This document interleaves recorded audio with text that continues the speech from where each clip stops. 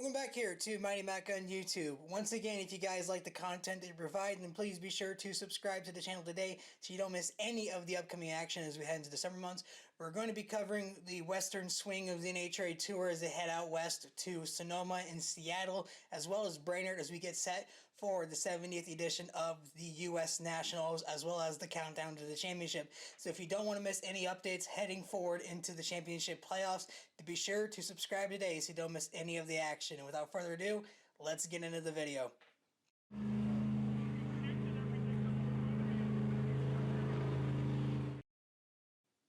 So once again, we've received another update from John Force Racing on the condition of the NHRA Funny Car Icon. If you've missed the updates going on this weekend, we've seen multiple posts from all the sisters, Ashley, Courtney, and Brittany, as well as some updates as well from today regarding Brittany Force, who celebrated her birthday today with her father.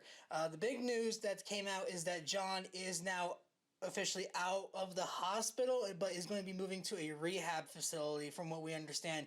There was an update posted from John Force Racing, which is why I'm making this video. So once again, we're going to read the post and then we can start looking further as to what this can mean, as well as address some of the concerns that some fans and even drivers have pointed out recently from the last few weeks since this incident has happened. So the statement reads as following. Force leaves Richmond Hospital for Rehab Center.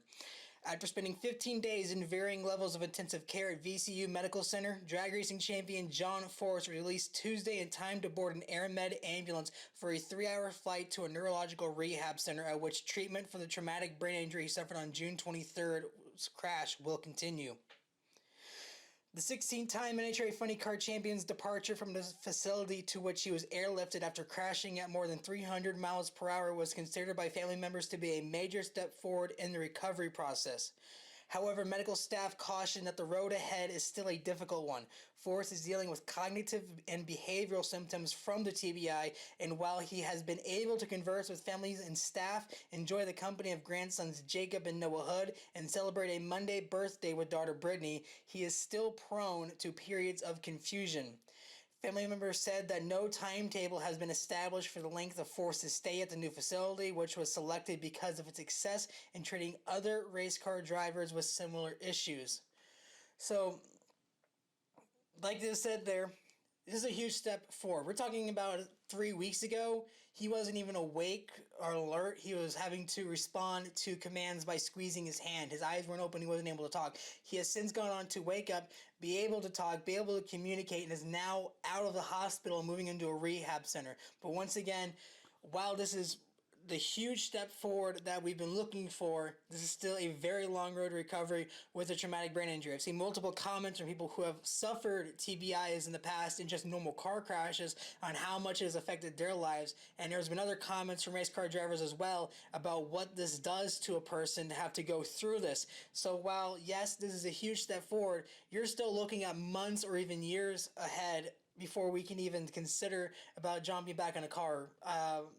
Alan Reinhart went on WFO Radio again to be the co-host with Joe Costello, and even he said he's been getting emails from people like, oh, is John going to be racing in Seattle? No, he is not going to be racing in Seattle. He wasn't going to be racing in Norwalk. Don't even expect him for Sonoma. It is going to be a very, very long time, I would say, before we can start to even consider John Force being back in a race car.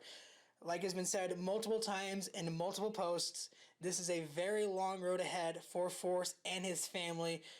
They just got everybody out there. The four sisters, Lori, their grandkids, and even Robert Height was out there. So this is going to be a very long road for John Force as well as his family. And for fans that are still saying we want updates on this, I'm going to repeat what Alan said.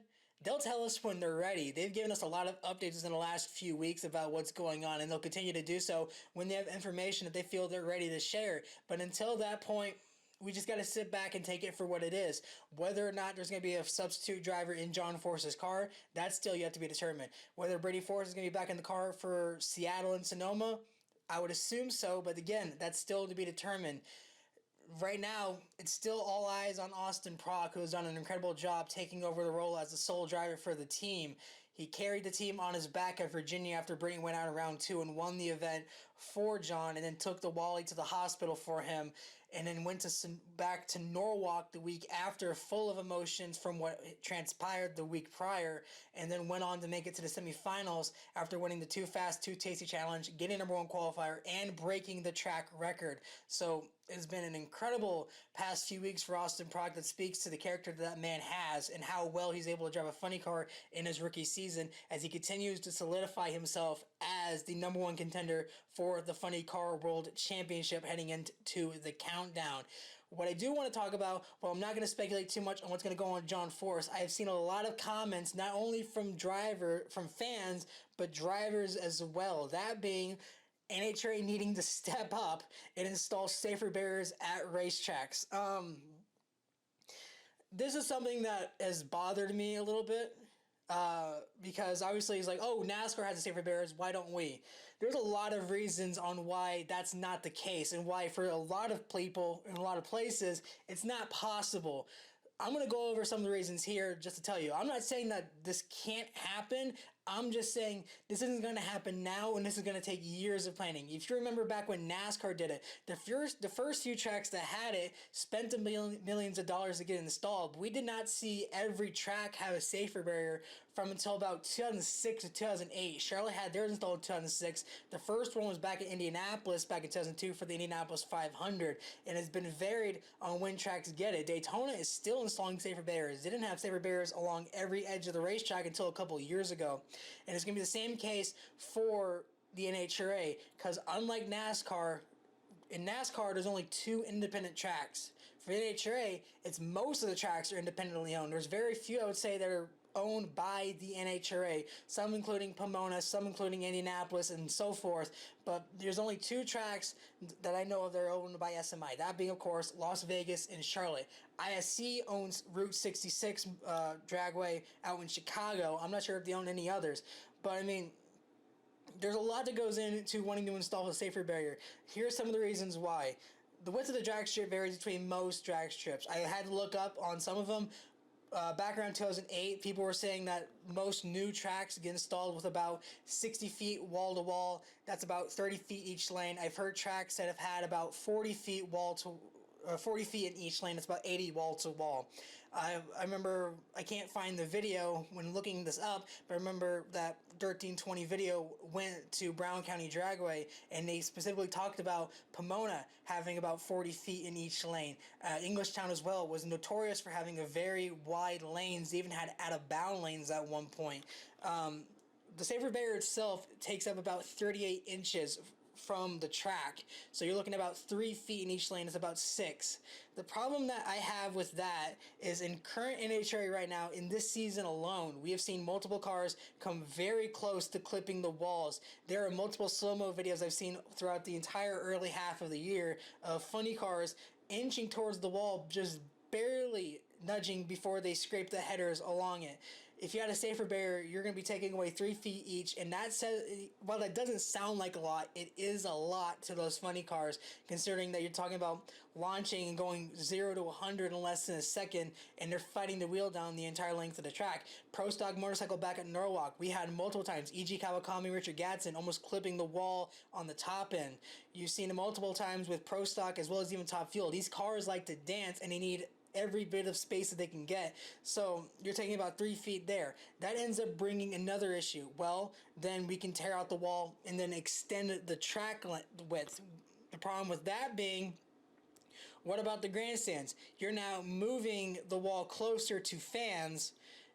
You're now putting them in further danger by putting them closer. You also have the return roads that sometimes run along the drag strip back to the pit area, as well as the photographers and the media that sit down in the pit. You're now taking space away from them to be able to avoid the cars, not even including the electronics that sit along the wall, and even the cost it would take to tear down a wall of over a mile and then reinstalling it about 3 feet to the left or to the right of where it sits.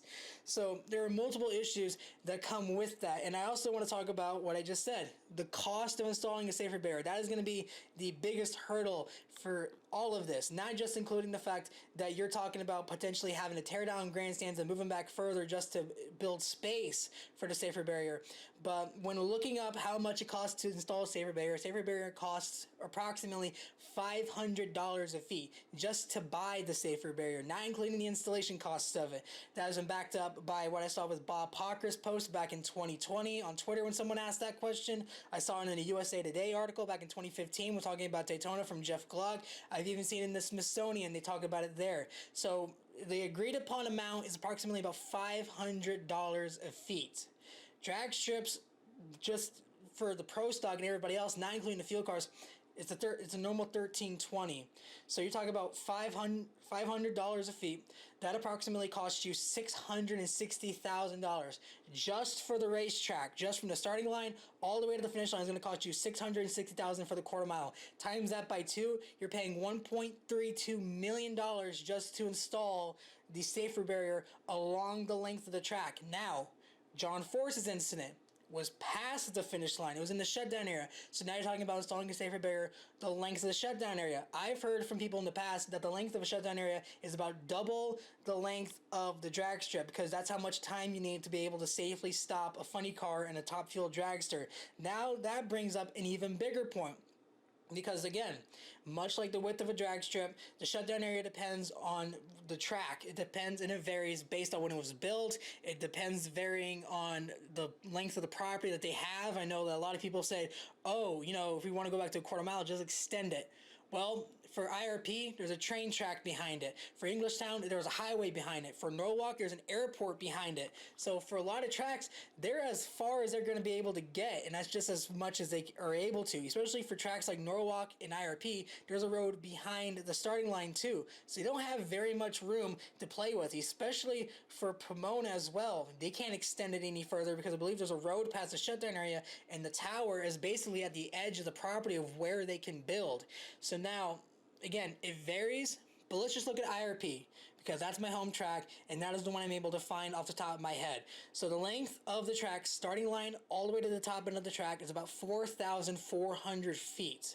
That's over double what it would cost for just the drag strip, because just for the drag strip alone, in one lane, you're looking at $2.2 million just to buy the barriers. That's not including the cost to install it. That's not including the cost to maintain it. So you're talking about $2.2 million for one lane. So now you're talking about IRP having to spend approximately $4.5 million just to install the safer barriers end to end. So I ask you, as well as some of the drivers that have tried asking this question, do you have that money lying around? Because I know I don't. And I doubt these tracks do either. This is a major investment for a lot of tracks. Can this happen? Absolutely. It can absolutely happen. But you're bringing up the concerns now. Where are they going to get the money? How are you going to be able to install it? And just the maintaining process as well. This isn't going to be a situation where these tracks can just magically install safer barriers in 2 years. This is something that's going to take about 5 to 10 years if you wanted to do something like this. This is a major investment for a racetrack. I remember when Indianapolis installed it, they talked about the millions of dollars it costs just to install it there, and they only have it in the corners and now on the backstretch and along the entrance of the pit lane as well. So again, this is not a situation like how NASCAR is, because a lot of those tracks are owned by two people and they're both major companies, one of which is owned by NASCAR itself and the other is owned by the Bruton Smith family, or the SMI family, the Smiths. I mean, it's a major hurdle to try and get some of these tracks to install safer barriers. I've heard some ideas that I liked about maybe applying an FIA grade circuit, about maybe limiting what cars can race at what tracks. You have to have a certain certification just to be able to go there. Another idea, maybe tracks also need to look at what's along the track as well. Because you've seen multiple times cars going over the wall. That's not going to, safer barriers isn't going to stop that. So now you also, before you even talk about safer barriers, you need to look at what's along the racetrack in case a car goes over it, because then that also adds the danger factor to it as well. So that's going to wrap that rant up there as well. I'm sorry it's a bit of a mess, but I've been looking at this. I've been seeing the comments for safer barriers. I'm not saying no. I'm just saying you need to think about how much does this cost? You're talking about tens of $1,000,000 just the installation and the maintaining process for these safer barriers. I don't know how some of these tracks are going to find the money for that. So that was something I would keep in mind. I do want to end the video on this note. If you've been paying attention to the channel and the community pages, or if you've been following the Drag Racing World, Competition Plus posted about it, Auto Week posted about it with Susan Wade. This weekend up in New York at Lebanon Valley Dragway, there was an NHRA Division 1 race that took place. Top sportsman driver Bill Jenke lost his life following an incident during Sunday's eliminations. I do want to again send my heartfelt condolences and thoughts out to his wife, as well as family, and the entire Northeast Division, as well as the top sportsman class.